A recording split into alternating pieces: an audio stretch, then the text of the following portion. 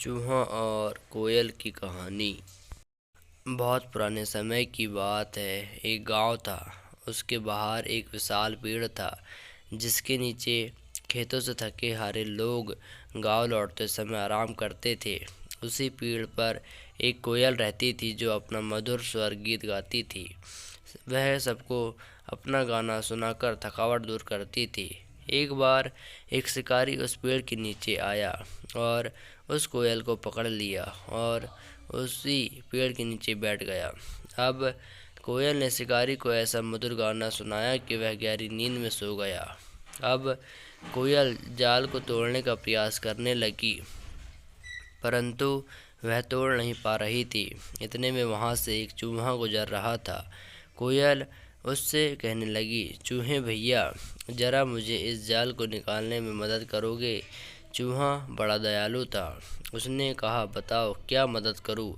कोयल ने कहा, इस जाल को काट दो जिससे मैं बाहर आ सकूं। जाल को चूहे ने काट दिया। उसने कोयल को आज़ाद कर दिया। जब कोयल आज़ाद हो गई तो उसने चूहे को एक मीठा सा प्यारा गाना सुनाया। जब शिकारी उठा तो उसने देखा कि जाल कटा हुआ है और कोयल भी नहीं है। वह दुखी होकर घर चला गया। कहानी की सीख। इस कहानी से हमें यह सीख मिलती है कि हमेशा सबकी मदद करना चाहिए।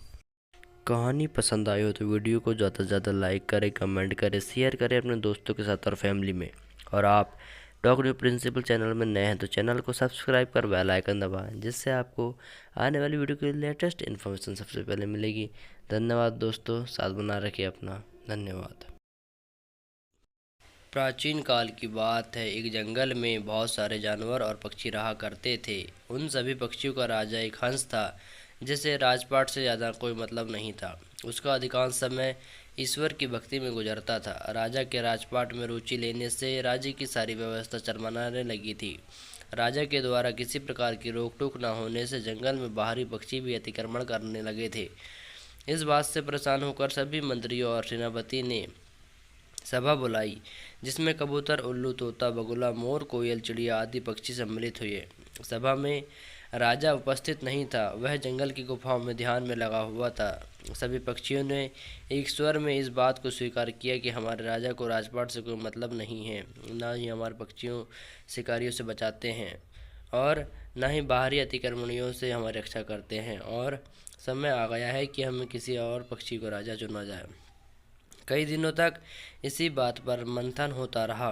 अंत में सभी ने तय किया कि उल्लू को राजा चुना जाए और सभी ने मिलकर एक मत में उल्लू को अपना राजा चुन लिया। राज्याभिषेक की तैयारी होने लगी। सभी पवित्र नदियों का जल मंगाया गया।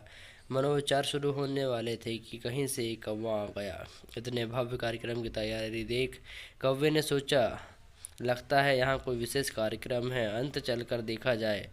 जैसे ही कौवा अंदर पहुंचा, सारे पक्षी उसे देखकर आश्चर्य में पड़ गए। वे जानते थे कि कौवा चतुर और कूटनीतिज्ञ होते हैं, इसलिए सभी उनका विचार जानने के लिए कौवे के पास पहुंच गए। कौवे को जब पता चला कि यहाँ तो उल्लू का राज्याभिषेक होने वाला है तो वह जोर से हंसने लगा और बोला, मोर, सारस, तोता जैसे सुंदर और विद्वान पक्षियों के रहते इस टेढ़ी नाक वाले अति अप्रदर्शनीय और दिन में न देख सकने वाले उल्लू को राजा बनाना सही नहीं है। यह चयन ही गलत है। उल्लू का स्वभाव कटुभाषी और रौद्र होता है। एक राजा के लिए अच्छा नहीं माना जाता। आप सभी का राजा जीवित है और एक ही राजा दूसरे राज्य अभिषेक कैसे किया जा सकता है? जिस प्रकार सूर्य एक ही होता है, एक से अधिक होने पर प्रलय आ जाता है, उसी प्रकार एक से अधिक राजा होने पर संसार में विपत्ति आ जाएगी। यदि उल्लू जैसे कायर, कटुभाषी, आलसी पक्षी को राजा बनाओगे तो विपत्तियां आना स्वाभाविक है। सभी पक्षियों ने कौवे की बात बड़े ध्यान से सुनी और उन्हें लगा कि वाकई कौवा सही कह रहा है। सभी पक्षियों ने उल्लू का राज्याभिषेक स्थगित कर दिया और अपने अपने घर चले गए। उस स्थान पर कौवा और उल्लू ही रह गए। कौवे के कारण राज्याभिषेक न होने का कारण उल्लू उस कौवे से बहुत नाराज हुआ और उसने घूरते हुए बोला, दुष्ट कौवे, तेरे कारण से आज मेरा राज्याभिषेक नहीं हुआ और मैं राजा नहीं बन सका। अगर तू ना होता तो मैं अपना ज्ञान न देता तो आज तक राजा बन गया होता। याद रख, मैं इस अपमान का बदला जरूर लूंगा। आज से तेरा मेरा परंपरागत वंश बैर रहेगा। कौवे को भी लगा उसने बिना कारण उल्लू से बैर मोल ले लिया है। कभी कभी सच्ची बात कह देना और दूसरों के कार्यों में बिना कारण हस्तक्षेप करना भी नुकसानदायक होता है। कौवा वहाँ से चुपचाप उड़ गया। तभी से कौवों और उल्लू में बैर चला आ रहा है। कहानी की सीख। इस कहानी से हमें यह सीख मिलती है कि कभी भी बिना कारण किसी के मामले में हस्तक्षेप नहीं करना चाहिए। लाइक करें, कमेंट करें, शेयर करें और सब्सक्राइब करें अपने चैनल टॉक न्यू प्रिंसिपल को।